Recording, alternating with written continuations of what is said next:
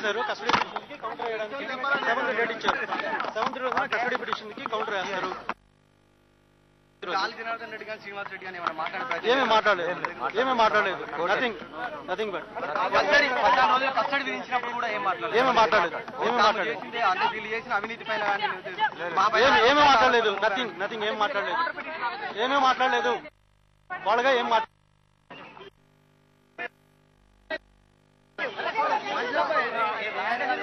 ఎవరైనా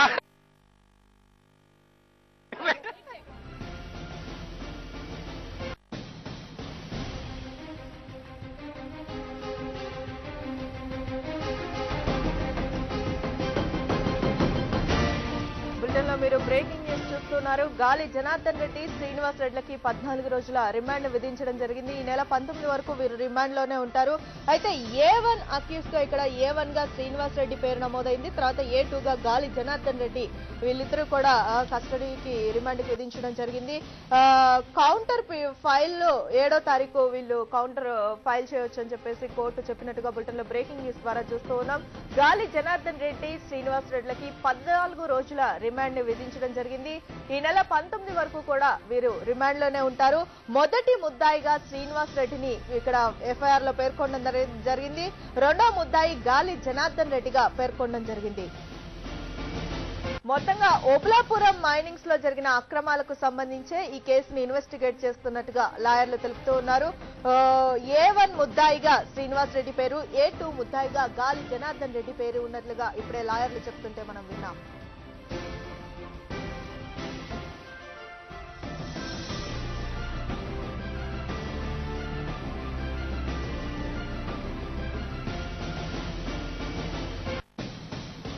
బులెటిన్లో మీరు బ్రేకింగ్ న్యూస్ చూస్తూ ఉన్నారు. 15 రోజుల కస్టడీ కోసం సిబిఐ పిటిషన్ వేస్తే కోర్టు అందుకు అంగీకరించింది. గాలి జనార్దన్ రెడ్డి తర్వాత శ్రీనివాస్ రెడ్డి ఇద్దరు కూడా 14 రోజులు రిమాండ్ లో ఉంటున్నారు. ఈ నెల 19 వరకు కూడా వీరు రిమాండ్ లో ఉండే అవకాశాలు ఉన్నాయి. మీరు చూస్తూ ఉన్నారు. చంచల్ కూడా జైలుకి వీళ్ళిద్దరిని కూడా తరలించడం జరిగింది, గాలి జనార్దన్ రెడ్డిని, శ్రీనివాస్ రెడ్డిని. అయితే ఈ కేసులో ఓబులాపురం మైనింగ్ విషయంలోనే అక్రమాలు జరిగాయని చెప్పేసి సిబిఐ కేసు నమోదు చేసింది. ఇందులో మొదటి ముద్దాయిగా A1 ముద్దాయిగా శ్రీనివాస్ రెడ్డి పేరు, A2 గా గాలి జనార్దన్ రెడ్డి పేరును పేర్కొనడం జరిగింది.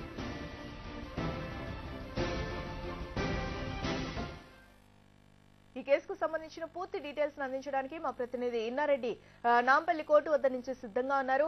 ఇన్నారెడ్డి, చెప్పండి, ఈ కేసుకు సంబంధించి వాదోపవాదాలు ఏ విధంగా జరిగాయి? ఇటు గాలి జనార్దన్ రెడ్డి తరపున లాయర్లు ఏ విధంగా వాదించారు? మమత, మొత్తం మీద అంటే నాంపల్లి కోర్టు ఈ రోజు వాళ్ళకి 15 రోజుల జ్యుడిషియల్ కస్టడీని ఆదేశిస్తూ కూడా ఈ రోజు నాంపల్లి కోర్టు ఆదేశాలు జారీ చేయడం జరిగింది. ఈ నేపథ్యంలోనే సిబిఐ కూడా తమ 15 రోజుల కస్టడీ కావాలంటూ కూడా వేసుకున్న పిటిషన్ ను వాళ్ళు ఎల్లుండికి పోస్ట్ చేయడం జరిగింది. అలాగే వీళ్ళు కూడా అంటే కౌంటర్ పిటిషన్ మాకు టైం ఇవ్వాలని చెప్పేసి అన్న పిటిషన్ కూడా వాళ్ళు నాంపల్లి కోర్టు యాక్సెప్ట్ చేయడం.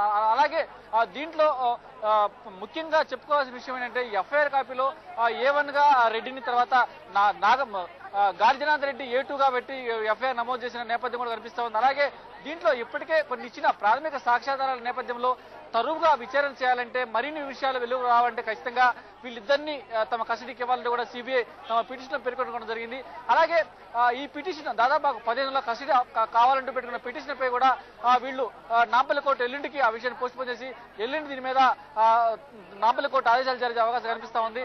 అలాగే గాలి జనార్దన్ రెడ్డి తరఫున లాయర్లు దాదాపు 11 మంది ఇక్కడికి నాంపల్లి కోర్టుకు వచ్చి తర్వాత వీళ్ళు ఏమైతే ఎఫ్ఐఆర్ కాపీలో ఏమైతే సెక్షన్లు మెన్షన్ చేశారో ఆ సెక్షన్ల ప్రకారం వాళ్ళు బెయిల్ పిటిషన్ కూడా దాఖలు చేసేందుకు కూడా వాళ్ళు సన్నద్ధంగా ఉన్నారు. మొత్తం మీద గాలి జనార్దన్ తరఫున లాయర్లు రేపు దీనికి సంబంధించిన పిటిషన్ ను నాంపల్లి కోర్టు దాఖలు చేసే అవకాశం కనిపిస్తా ఉంది. మమత, అయితే ఇన్నారెడ్డి, ఈ సెక్షన్లు ఏ అయితే నమోదు చేశారో ఇప్పుడు గాలి జనార్దన్ రెడ్డి ఆ తర్వాత శ్రీనివాస్ రెడ్డి పైన ఈ సెక్షన్ల కింద బెయిల్ దొరికే అవకాశాలు ఎంతవరకు కనిపిస్తున్నాయంటున్నారు ఈ లాయర్లు? మరి మమత, అంటే మొత్తం మీద దాదాపు 7 సెక్షన్ల కింద వీళ్ళు కేసు నమోదు చేయడం జరిగింది. తర్వాత దీంట్లో మైనింగ్ యాక్ట్ కావచ్చు, అటవీ శాఖకు సంబంధించిన యాక్ట్ కావచ్చు, తర్వాత 120B లాంటి కఠినమైన సెక్షన్లు, నాన్ బెయిలబుల్ సెక్షన్ కూడా దీంట్లో ఉండటంతో బెయిల్ రాకపోవచ్చని చెప్పేసి ఇక్కడ న్యాయ కోవిధులు చెప్తా ఉన్నారు. అలాగంటే బెయిల్ దొరకపోయినప్పటికీ కొన్ని ప్రత్యేక కారణాల దృష్ట్యా, కొన్ని ప్రత్యేక కారణాలు చూపిస్తూ కూడా బెయిల్ పొందే అవకాశం ఉందని కూడా వీళ్ళు పిటిషన్ లో మెన్షన్ చేస్తూ బెయిల్ కు దాఖలు చేసే అవకాశం కనిపిస్తా ఉన్నాయి. మొత్తం మీద ఈ 15 రోజుల జ్యుడిషియల్ కస్టడీ లోపలనే సిబిఐ తమ కస్టడీ తీసుకొని తరువుగా ఇంటరాక్షన్ చేసే అవకాశాలు కనిపిస్తా ఉన్నాయి. అలాగే ఈ కేసులో మరికొంతమందిని కూడా అరెస్ట్ చేసి ఈ కేసులో ఈ కేసు ఎఫ్ఐఆర్ లో వాళ్ళ పేరు కూడా మెన్షన్ చేస్తారని, తర్వాత ఎప్పుడైతే గాలి జనార్దన్ రెడ్డి శ్రీనివాస్ రెడ్డి అరెస్టుకు ముందు దాదాపు ఒక వారం రోజులుగా కసరత్తు జరుగుతూ ఉంది. ఇంకా మరికొన్ని అరెస్టులు కూడా జరిగే అవకాశం కనిపిస్తా ఉంది. వీళ్ళని జ్యుడిషియల్ కస్టడీ తీసుకోక ముందే వాళ్ళని కూడా అరెస్ట్ చేసి వీళ్ళు మొత్తాన్ని కూడా ఈ మైనింగ్ సంబంధించి సుప్రీంకోర్టు ఆధారిత కమిటీ ఏమైతే అక్రమాలు తేల్చాయని చెప్పిందో ఆ సాక్ష్యాధారాలు కావచ్చు, అలాగే ఇక్కడ జగన్ సంబంధించిన ఆస్తుల్లో పెట్టుబడులు పెట్టిన విషయమే కావచ్చు, ఈ రెండింటి మీద సంబంధించిన సాక్ష్యాధారాలను పూర్తిగా ప్రొవైడ్ చేయడానికి మరికొంతమంది అరెస్ట్ చూపించే అవకాశం కూడా కనిపిస్తా ఉన్నాయి మమత. అయితే ఇన్నారెడ్డి సిబిఐ కార్యాలయం నుంచి గాలి జనార్దన్ రెడ్డిని వెహికల్లో తీసుకువెళ్లే ముందు ఏదైనా మాట్లాడడానికి ప్రయత్నించినట్టుగా మనం విజువల్లో చూసాము. లేదంటే కోర్టు ఆవరణలో కానీ ఆయన మాట్లాడే ప్రయత్నం ఏదైనా చేశారా మీడియాతోటి? అక్కడ పరిస్థితులు ఏమైనా కనిపించాయా? ఆయన లాయర్లు గాలి జనార్దన్ రెడ్డి లాయర్లు బయటకు వచ్చి మీడియాతో ఏమైనా విషయాలు చెప్పారా? మమత, అంటే గాలి జనార్దన్ రెడ్డి బయటకు వచ్చేటప్పుడు మాత్రం ఒక విషయాన్ని మీడియాకి అంటే మీడియాతో చెప్పడం కాదు అనుకుంటా పోయాడు.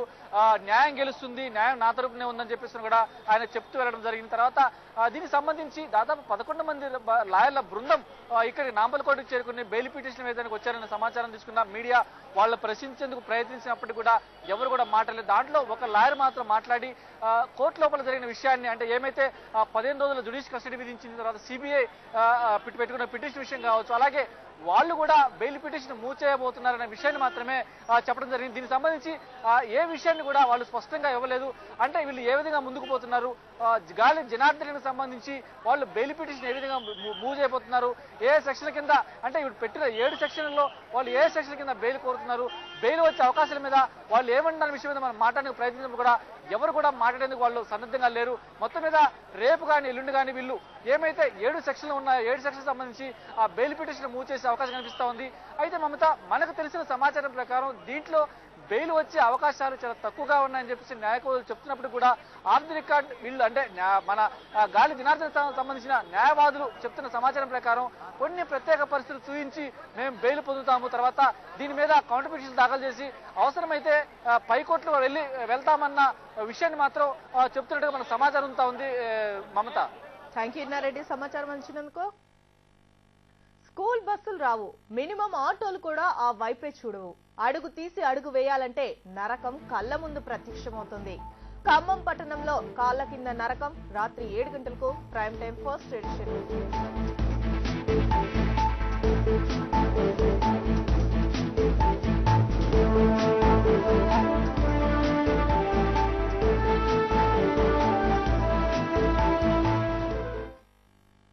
PM బులెటిన్ లో ఇప్పుడు షార్ట్ బ్రేక్.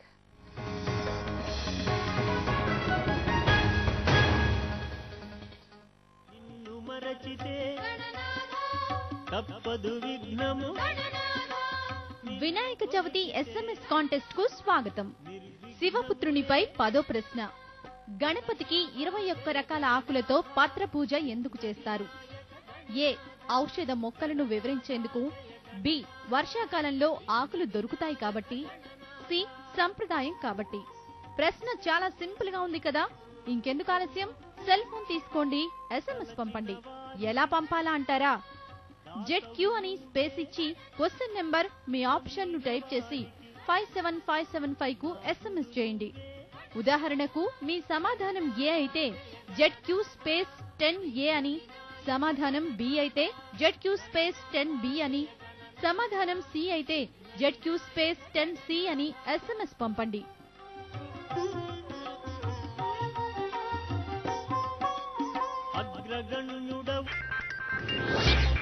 6:30 గంటలకు స్టార్ షో, 7 గంటలకు క్లిప్ డైవింగ్, 7:30 గంటలకు 7 హిల్స్ గణేష, 8 గంటలకు అప్పున్నవాడు నాయకుడు, 8:30 గంటలకు గాలి ఘనులు, 9 గంటలకు సాయుధ తెలంగాణ. ఇప్పుడు భారతదేశం అయ్యింది 3Gలో బిజీ. ఐడియా 3G, భారతదేశం బిజీ. భారతదేశం 3G బిజీ అంచేతనో జనాభా What an idea, Sarji. No, baby. 3G. And your baby? Before 3G.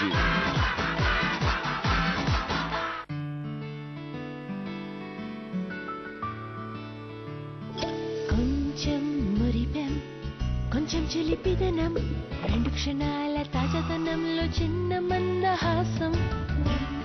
ఇప్పుడు లిమ్కాతో మీరు గంటకి గెలుచుకోవచ్చు ఒక Samsung Galaxy tab. Limca crown క్రింద లేదా లేబుల్ వెనక ఉండే కోడ్ ని 07738383838 కి SMS చేయండి లేదా కాల్ చేయండి. లిమ్కా 2 క్షణాల తాజాదనం. స్కూల్ బస్సులు రావు, ఆటోలు ఆ వైపు చూడవు. అడుగు తీసి అడుగెయ్యాలంటే ఇక నరకమే.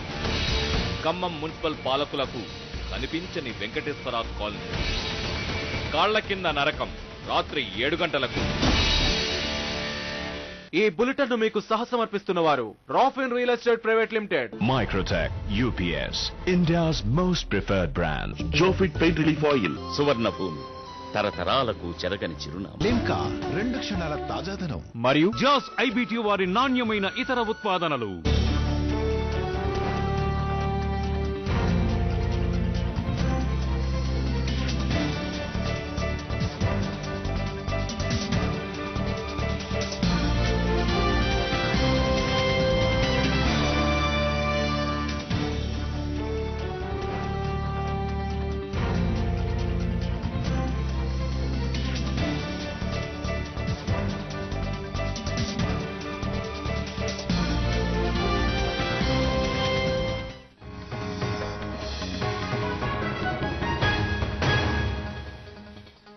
Back to news. దోచుకునేవాడికి దోచుకున్నంత, పైగా దోచుకునేవాడికే అధికారంలో ఉన్న వాళ్ళ అండాదండ. ఇది గాలి బ్రదర్స్ కు అతికినట్లుగా సరిపోతుంది. అందుకే ఎవరికి అంతుపట్టని రీతిలో అక్రమ మైనింగ్ కు తెగబడ్డారు గాలి బ్రదర్స్. దౌర్జన్యాలు, దాడులకు పాల్పడుతూ ఒబులాపురంలో ఏకఛత్రాధిపత్యాన్ని వహించారు. సిబిఐ అరెస్టుతో గాలికి ఎదురుగాలి మొదలైంది.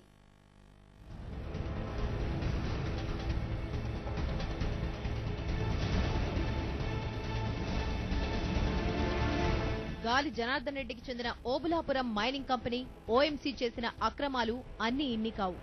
అటు కర్ణాటక, ఇటు ఆంధ్ర రాష్ట్ర ప్రభుత్వాల అండదండలతో ఐరన్ ఓర్ అక్రమ తవ్వకాలు, అక్రమ రవాణాతో గాలి బ్రదర్స్ వేలాది కోట్లు వెనకేసుకున్నారనే ఆరోపణలున్నాయి. ఓబులాపురంలో గాలి బ్రదర్స్ 5 చోట్ల ఐరన్ ఓర్ తవ్వకాలు జరిపారు. మహాబలేశ్వరప్ప అండ్ సన్స్ పేరుతో 20.24 హెక్టార్లు, అనంతపురం మైనింగ్ కార్పొరేషన్ పేరుతో 6.50 హెక్టార్లు, ఓఎంసీ పేరుతో 3 చోట్ల 133 హెక్టార్లలో ఐరన్ ఓర్ తవ్వకాలు జరిపారు. వీటిలో ఓఎంసీ పూర్తిగా గాలి కంపెనీ కాగా, Mahabaleshwarappa and Sons, Anantapuram mining కార్పొరేషన్లను గాలి సోదరులు లీజుకు తీసుకున్నారు. గాలి నేతృత్వంలోని మైనింగ్ కంపెనీలు అడ్డగోలుగా తవ్వకాలకు పాల్పడ్డాయి. తమకు కనిపించిన ఏ భూమిని వదిలిపెట్టలేదు. దానికి అటవీ భూమి దేవుడి గుడి అన్న తేడా లేకుండా పోయింది. ఇది చాలదన్నట్లు ఇతర మైనింగ్ కంపెనీల్లో చొరబడి ఖనిజాన్ని తవ్వుకున్నారు.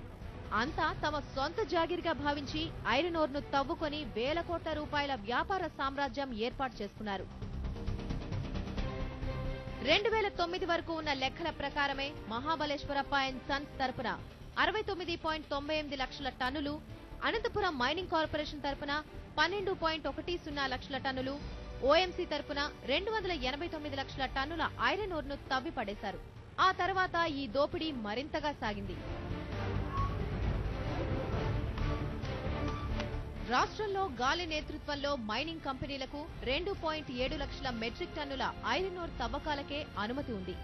కానీ 1 కాదు 2 కాదు, ఏకంగా 3 రెట్లు అధికంగా, అంటే 11 లక్షల మెట్రిక్ టన్నులు తవ్వుకొని వేల కోట్ల రూపాయలు గడించారు.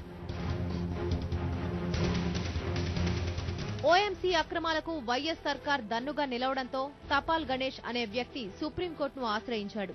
దీంతో అత్యున్నత న్యాయస్థానం ఓఎంసీ అక్రమాలను నిగ్గు తేల్చేందుకు సాధికార కమిటీని నియమించింది. పిటిషన్దారు చెప్పిన దానికంటే ఎక్కువగా ఓఎంసీ అక్రమాలకు పాల్పడినట్లు సాధికార కమిటీ నివేదిక ఇచ్చింది. దీంతో గాలి బ్రదర్స్ కు చెందిన 5 కంపెనీలతో పాటు మొత్తం 6 సంస్థల లీజ్ ను రద్దు చేశారు.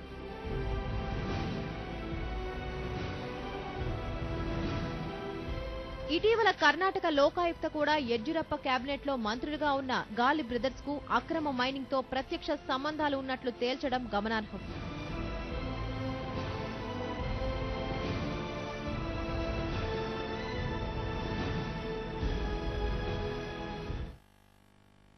జస్ట్ 10 ఏళ్లు 100 కోట్ల అప్పుల్లో ఉన్న గాలి జనార్దన్ రెడ్డి వేల కోట్ల వ్యాపార సామ్రాజ్యానికి అధిపతి అయ్యాడు. తను తన భార్య పేరు మీద 100 కోట్ల ఆస్తులను వెనకేసుకున్నాడు. ఇవి ఆయన ప్రత్యర్థులు చెప్పిన మాటలు కాదు, స్వయంగా గాలి జనార్దన్ రెడ్డే ఒప్పుకున్నారు. గనుల లీజ్ వ్యాపారానికి ముందు గాలి జనార్దన్ రెడ్డికి ఫైనాన్స్ కంపెనీ ఉండేది. నష్టాలు రావడంతో 1998లో దాన్ని మూసేశాడు. దీంతో ఆయన 200 కోట్ల రూపాయల అప్పుల్లో పడ్డారు. గాలి బ్రదర్స్ ముగ్గురు కాగా జనార్దన్ రెడ్డి రెండోవాడు. 1999లో బళ్ళారి నుండి సోనియాపై బీజేపీ తరపున సుష్మా స్వరాజ్ పోటీ చేయడంతో గాలి బ్రదర్స్ లైమ్లైట్ లోకి వచ్చారు. ఆ తర్వాత కొంతకాలానికే కర్ణాటక శాసనమండలి సభ్యునిగా గాలి జనార్దన్ రెడ్డి ఎంపికయ్యారు. తర్వాత యడ్యూరప్ప కేబినెట్ లో గాలి బ్రదర్స్ ఓ వెలుగు వెలిగారు. సరిగ్గా 10 ఏళ్లు తిరిగేసరికి గాలి జనార్దన్ రెడ్డి వేల కోట్ల వ్యాపారానికి అధిపతి అయ్యాడు. అతని స్వయంగా తనకు తన భార్యకు కలిపి 115 కోట్ల ఆస్తులు ఉన్నట్లు ఒప్పుకున్నారు. తన బిజినెస్ టర్నోవర్ 2000 కోట్లని ప్రకటించారు. 4 హెలికాప్టర్లు ఉన్నట్లు తెలిపారు. ఇంతకంటే ఎక్కువగానే ఎయిర్ క్రాఫ్ట్స్ ఉన్నట్లు సమాచారం. 2009లో గాలి కుటుంబంలో జరిగిన ఓ పెళ్లికి 20 కోట్లు వ్యయం చేసినట్లు ప్రచారం జరిగింది. అతిథులందరినీ హెలికాప్టర్లలో తరలించినట్లు అప్పట్లో వార్తలు గుప్పుమన్నాయి. 2009 జూన్లోనే తిరుమల వెంకన్నకు గాలి బ్రదర్స్ వజ్రఖచిత కిరీటాన్ని బహుకరించారు. దాని విలువ సుమారు 42 కోట్ల రూపాయలు. అంతేకాదు, కర్ణాటకలో బీజేపీ మొదటిసారి అధికారం చేపట్టడానికి గాలి బ్రదర్స్ ధనబలమే కారణమని స్థానికంగా ప్రచారం ఉంది. ఆపరేషన్ లోటస్ పేరుతో గాలి జనార్దన్ రెడ్డి డబ్బు పదవులను ఎరవేసి యడ్యూరప్ప సీఎం అయ్యేందుకు ఇండిపెండెంట్ ఎమ్మెల్యేల మద్దతు కూడగట్టినట్లు తెహల్కా స్ట్రింగ్ ఆపరేషన్ లో బయటపడింది. అక్రమ మైనింగ్ తో సంపాదించిన డబ్బుతో రాజకీయంగా ఎదిగిన గాలి బ్రదర్స్ సుప్రీంకోర్టు జోక్యం, సీబీఐ దర్యాప్తు, లోకాయుక్త నివేదికలతో చిక్కుల్లో పడ్డారు. చివరకు గాలి అరెస్టుతో ఆయన వర్గం ఆత్మరక్షణలో పడింది.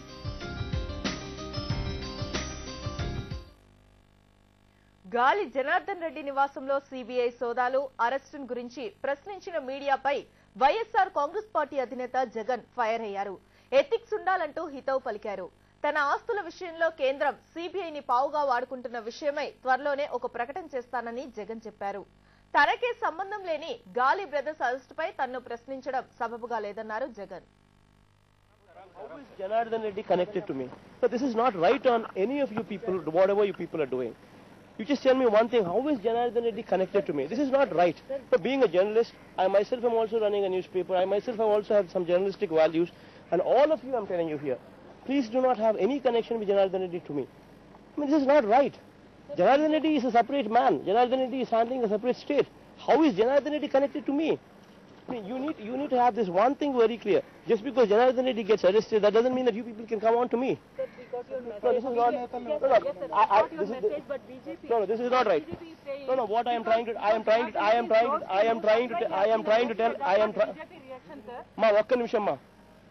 trying to tell you, each and every one present here, this is not right. This is below. This is underneath the belt. This is hitting somebody underneath the belt. I mean, you people have least of the ethics in you. Please ensure that you play the game right. Janardhan Reddy is arrested. You go talk to him. Go talk to BJP people. Go talk to somebody in that state. What has that got to do anything to do with me? Please do not do this war underneath the belt. School అంటే పేరుకు మాత్రమే school, వాతావరణాన్ని బట్టే అక్కడ అమ్మాయిల చదువులు. ఎండకు ఎండుతూ వానకు తడుస్తూ చదువుకోవాల్సిందే. రాజధానిలో సర్కారీ బడి రాత్రి 7:30కు హైదరాబాద్ న్యూస్ లో.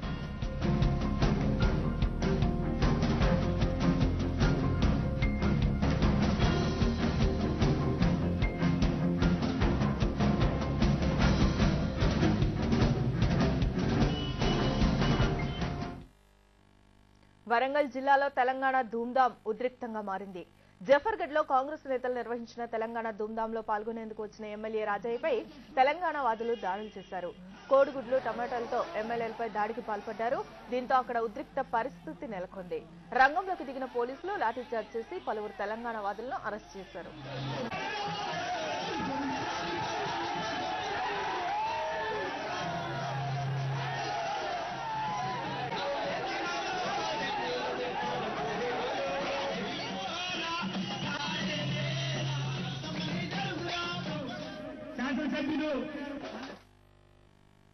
వాయువ్య బంగాళాఖాతంలో అల్పపీడనం ఏర్పడింది. పశ్చిమ బెంగాల్ సమీపంలో కేంద్రీకృతమై ఉంది. ఇది ఒరిస్సా నుంచి కోస్తా మీదుగా భూ ఉపరితలంపై మరో ద్రోణి కొనసాగుతోంది. వీటి ప్రభావం వల్ల రాష్ట్రంలో నైరుతి రుతుపవనాలు చురుగ్గా మారాయి. దీంతో ఉత్తర కోస్తా జిల్లాల్లో భారీగా వర్షాలు కురవనున్నాయి. తెలంగాణ, రాయలసీమ ప్రాంతాల్లో చెదురుమదురుగా జల్లులు పడే అవకాశం ఉందని వాతావరణ కేంద్రం అధికారులు తెలిపారు. ఉదయానికి అల్పపీడనం వాయువ్య బంగాళాఖాతంలో వెస్ట్ బెంగాలు, నార్త్ ఒరిస్సా కోస్ట్ను ఆనుకుని ఉంది. అలాగే అల్పపీడన ద్రోణి ఒరిస్సా నుంచి కోస్తాంధ్ర మీదుగా దక్షిణ తమిళనాడు వరకు వ్యాపించి ఉంది. ఈ అల్పపీడనంతో పాటు ఉపరితల ఆవర్తనం, దాంతో పైన ఉపరితల ఆవర్తనం కూడా బలంగా ఉంది. అందువల్ల రానున్న 24 గంటల్లో మనకి ఉత్తర కోస్తాలో పలు చోట్ల వర్షాలు పడే అవకాశం బాగా ఉంది. రాయలసీమ, తెలంగాణలో మాత్రం దక్షిణ కోస్తాల లాగానే కొన్ని చోట్ల పడే అవకాశం. లంబోదరుడు వైవిధ్యానికి మారుపేరు. అలాంటి విచిత్ర వినాయక విగ్రహాలు వరంగల్లో హల్చల్ చేస్తున్నాయి. యువజన సంఘాలు పోటాపోటీగా గణేశులను ఏర్పాటు చేయడంతో నగరంలో కోలాహలం నెలకొంది.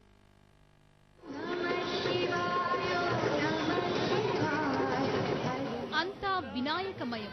ఒక్కొక్క చోట ఒక్కో స్టైల్. కాకతీయుల కళా వైభవానికి ఖ్యాతిగాంచిన ఓరుగల్లు ఇప్పుడు విచిత్ర వినాయక ప్రతిమలతో ఆకట్టుకుంటోంది.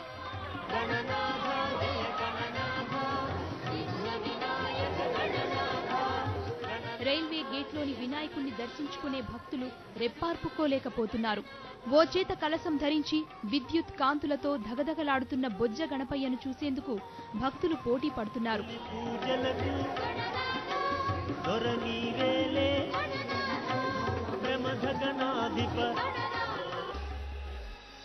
చాలా వినాయకులు చూసాము. అందులో ది బెస్ట్ అంటే మెయిన్లీ డెకరేషన్ వెరైటీగా ఉంది. కలశంలో వినాయకుడు చాలా బాగుంది. అటు పాతబీటు బజారులో భారీ విగ్రహాన్ని ఏర్పాటు చేశారు హోల్సేల్ వ్యాపారులు. పసిడి వర్ణంలో మెరిసిపోతున్న ఏకదంత గణేశుడు భక్తులను మైమరిపింపజేస్తున్నాడు.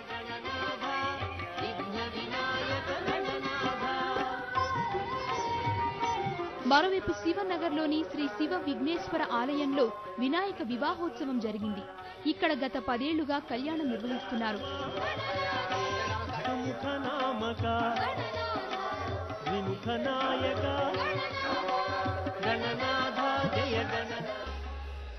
ఈ వినాయకుని కళ్యాణం అనేది గత సంవత్సరం నుండి ఇది 2వ సంవత్సరం అన్నట్టు. అయితే ఇది ప్రతి సంవత్సరం చేద్దామనే సంకల్పంతో చేస్తున్నాం కాబట్టి భక్తులందరూ మాకు అన్ని విధాలు సహకరించి దీని అభివృద్ధికి చాలా తోడ్పాటు చేస్తున్నారు కాబట్టి అందరికీ కృతజ్ఞతలు తెలుపుతున్నాము. మరోవైపు నవరాత్రి ఉత్సవాల్లో సకల జనుల సమ్మె విజయవంతం చేయాలని కోరుతూ భక్తులు పూజలు చేశారు. తెలంగాణ రాష్ట్రం కావాలని డిమాండ్ చేశారు.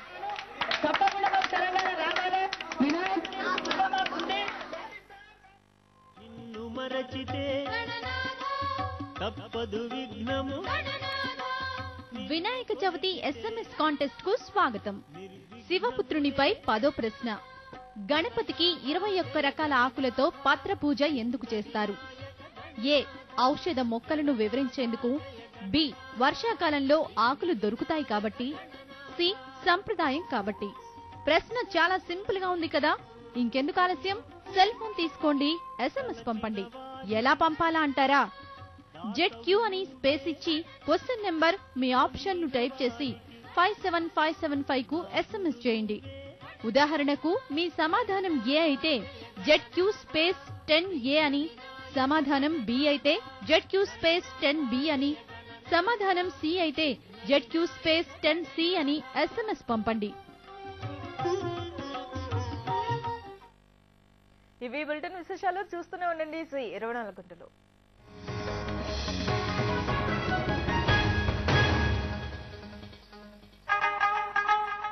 తెలుగులో సినిమా చేయబోతున్న సల్మాన్ ఖాన్. ఆ విషయంలో మాట తప్పిన అల్లరి నరేష్, సమరానికి సై అంటున్న బాలకృష్ణ. ఈ రోజు రాత్రి 9:30 టాలీవుడ్ టు బాలీవుడ్ లో. ఈ కార్యక్రమాన్ని మీకు సహసమర్పిస్తున్న వారు రాఫ్ and real estate private limited. Santoor, అతి యవ్వనంగా కనిపించే చర్మం యొక్క రహస్యం. TVS Wego scooter of the year. Prestige నుంచి అద్భుతమైన ఆటోమేటిక్ కుక్కర్స్ మరియు దిస్ 2HD. Are you HD yet?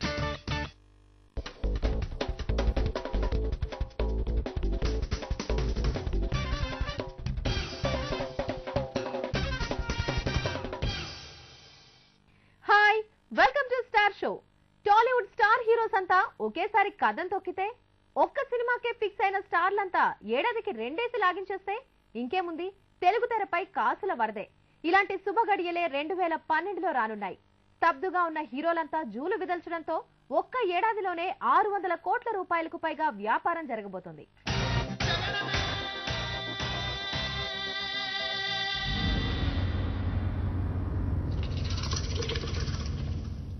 Kajal, Tamannaah, Samantha ముగ్గురే. అందంలోనే కాదు, అవకాశాలు అందిపుచ్చుకోవడంలో కూడా వీళ్లకు వీళ్లే సాటి. కాజల్ ఓ క్రేజీ ఆఫర్ దక్కించుకుందంటే ఆ వెంటనే తమన్నా మరోవైపు నుంచి నరుక్కొస్తుంది. వీళ్లను చూసి సమంత చాప కింద నీర్లా ఎత్తు పెడుతోంది. ఎవరి ఎత్తులు వాళ్లవి, ఎవరి లాబియింగ్ వాళ్లది. ఓవరాల్ గా టాలీవుడ్ లో కాజల్, సమంత, తమన్నా మధ్య ట్రయాంగిల్ వార్ నడుస్తోంది. అందని ఒకే ఒక అందానివో, రవివర్మకే అందని ఒకే ఒక రవి చూడని పాడని నవ్యనాదానివో. నిజానికి వీళ్ళ ముగ్గురులో కాజలే సీనియర్. కానీ హీరోయిన్స్ లో సీనియారిటీ యమ డేంజర్. సీనియర్ అనే ఇమేజ్ వచ్చిందంటే చాలు, కెరీర్ డౌన్ ఫాల్ మొదలైనట్టే. ఎంత ఫ్రెష్ గా ఉంటే అన్ని ఛాన్స్లు. అందుకే కాజల్ ఎప్పటికప్పుడు తన అందాలకు సాన పెడుతూ కుర్రాళ్లను పడగొడుతోంది.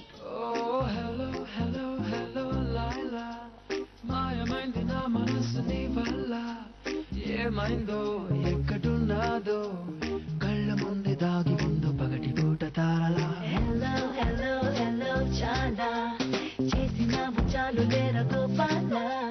తెలుగులో టాప్ హీరోయిన్ అనిపించుకొని బాలీవుడ్ కెళ్లి అక్కడ కూడా చూడముచ్చటైన హిట్ కొట్టిన కాజల్ సౌత్ సినిమాలకే ఫిక్స్ అయ్యేందుకు డిసైడ్ అయింది. హిందీలో భారీ ఆఫర్లు వస్తున్నా ఇక్కడే తాడో పేడో తేల్చుకోవడానికి రెడీ అయింది.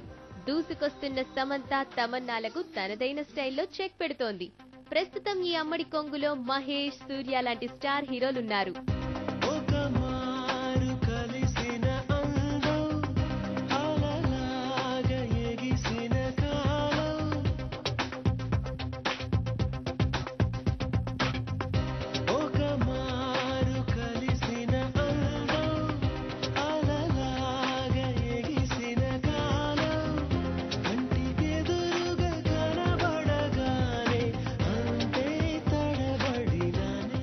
మెగా ఫ్యామిలీకి టఫ్ కాంపిటీషన్ ఇస్తున్నారు నందమూరి హీరోలు. ఫుల్ స్వింగ్ మీదున్న నటసింహం బాలయ్య, యంగ్ టైగర్ ఎన్టీఆర్ 2012ను అప్పుడే తమ కాల్ షీట్స్ తో నింపేశారు. కోట్లు పెట్టి సినిమా తీయడమే కాదు, దానికి డబుల్ లాభాలు సంపాదించే దమ్ము కూడా ఉందంటున్నారు.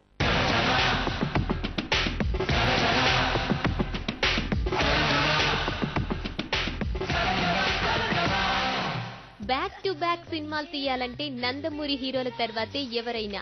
ప్రస్తుతం ఊసరవెల్లి పనిలో బిజీగా ఉన్న తారక్ వచ్చే ఏడాది స్టార్టింగ్ లో బోయపాటి శ్రీను సినిమా రిలీజ్ చేయబోతున్నాడు. ఆ వెంటనే శ్రీను వైట్ల పూరి జగన్నాథ్ సినిమాలుంటాయి. అంటే ఎన్టీఆర్ చేతిలో మొత్తం 3 సినిమాలున్నాయి. అంటే ఒక తారక రాముడే ఆల్మోస్ట్ 70 కోట్ల రూపాయలకు కేంద్ర బిందువు కానున్నాడు.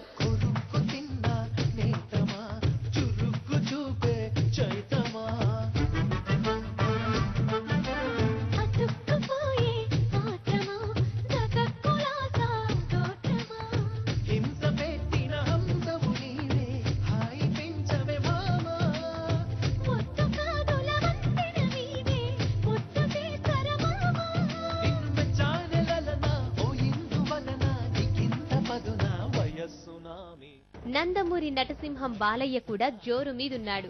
ఆల్రెడీ శ్రీరామరాజ్యం సినిమాను పూర్తి చేసిన బాలకృష్ణ 2012లో మహదేవనాయుడు సినిమాను రిలీజ్ చేయనున్నాడు. ఆ వెంటనే బి గోపాల్ డైరెక్షన్ లో హరహర మహాదేవ సినిమాను స్టార్ట్ చేయబోతున్నాడు. బాలయ్య సినిమాలంటేనే భారీగా ఉంటాయి. 2012లో ఈ సింహం వాటా ఖచ్చితంగా 50 నుంచి 60 కోట్లు ఉండి తీరుతుంది.